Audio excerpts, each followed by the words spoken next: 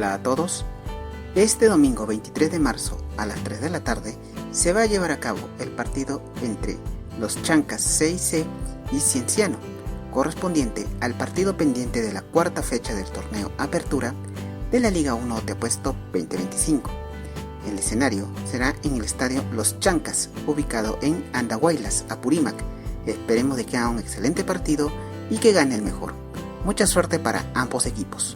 Muchas gracias.